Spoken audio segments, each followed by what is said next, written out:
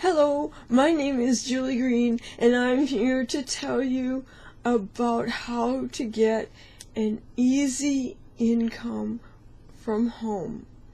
As some of you may know, I work from home.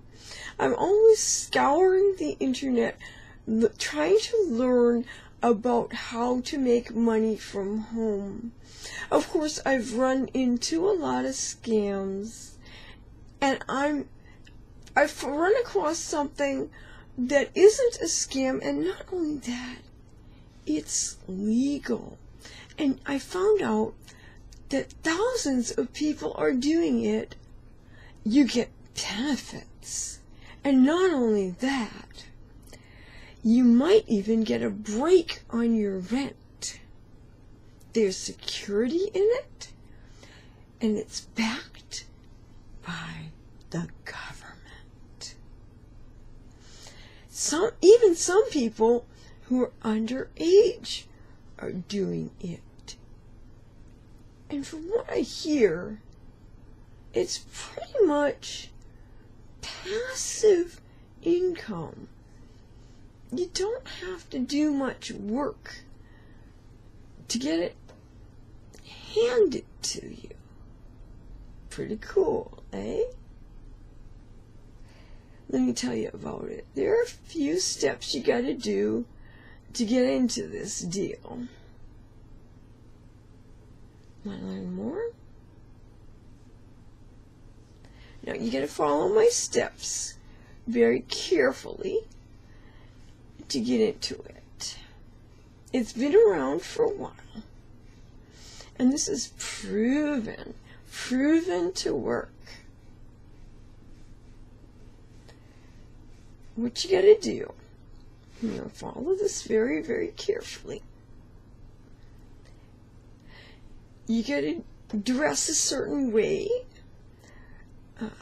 If it's summer, I want you to put on, I know this is gonna be a little tough, put on a really ratty looking winter coat.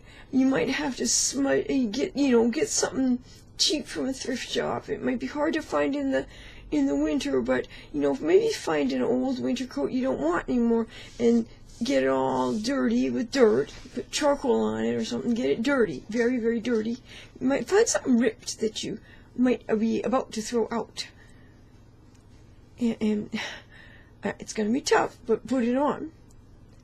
Now if it's winter, this too is going to be tough. You're going to have to, say, take a cap or something, have them warm up the cap, put on, say, a pair of boxer shorts and flip-flops and maybe a tank top, and wear that in the dead of winter, and get into a cab or an Uber and have these guys take you, dressed completely inappropriately, to the nearest emergency room. Have them drop you off, dressed like that, at the emergency room. Now, when they leave you off at the emergency room, walk into the emergency room dressed completely inappropriately, and walk up to the desk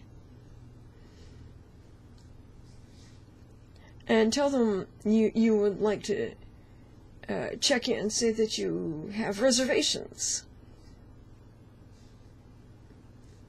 And try to act like you have reservations at a hotel. So you reserved a room. This might work. And then they will want to take your blood pressure or something and say, why are you doing this? I have reservations. And they'll sit you down. What are you here for? And now you gotta play your act really well. Tell them you're hearing voices, and the voices told you, and you have to make up something real good, and stick to your story. Be very, very, very consistent. Let's see. Tell them the voices told you. Your voices told you to come here because you're on a secret mission.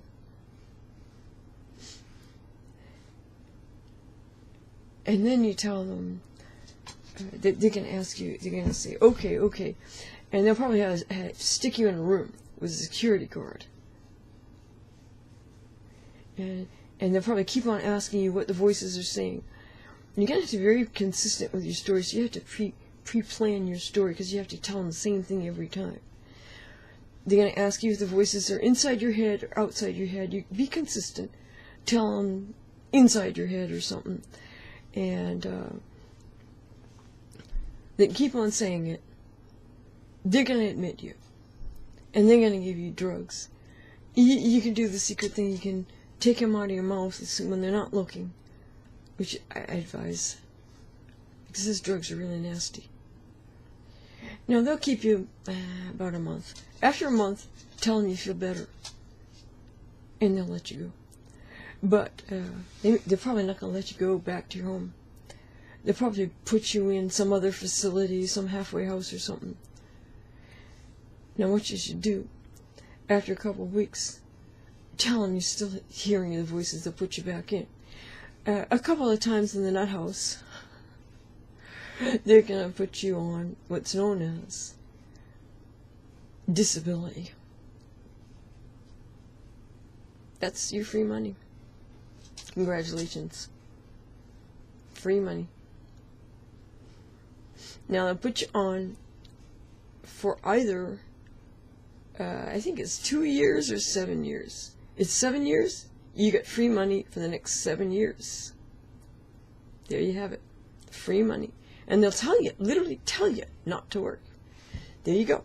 You don't have to work now. And every time you try to work, they'll tell you, nope, you can't work. What you do with the pills is up to you. You can sell them, or you can take them. I suggest you not take them, because they shorten your life. It's up to you.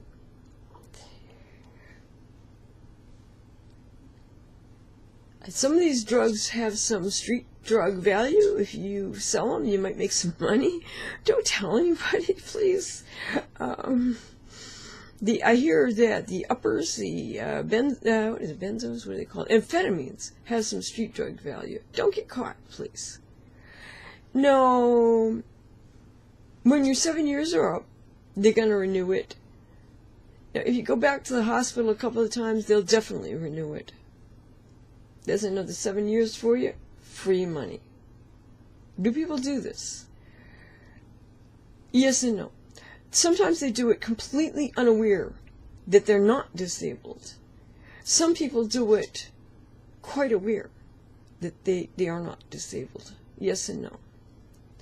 Some people go on for decades completely unaware that they could work, but they don't know. They still assume they have a disability called a mental illness. They don't have. There's no such thing, and they keep on taking the drugs and disabling themselves.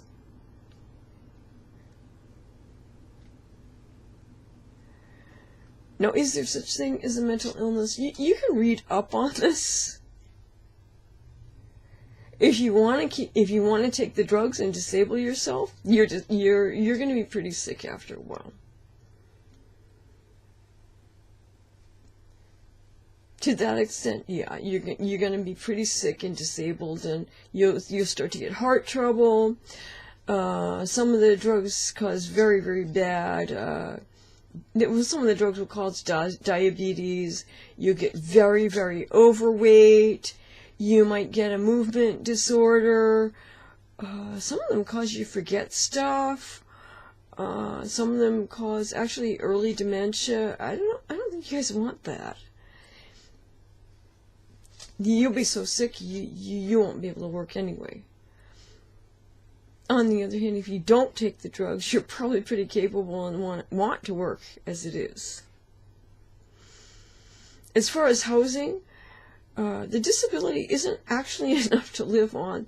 You'll probably be urged to live in a government-sponsored backed halfway house, or you'll end up living with relatives, or live with roommates, or you will live in HUD housing, which is subsidized, and it's all anybody can possibly afford on the amount that they give you. Or you might be homeless,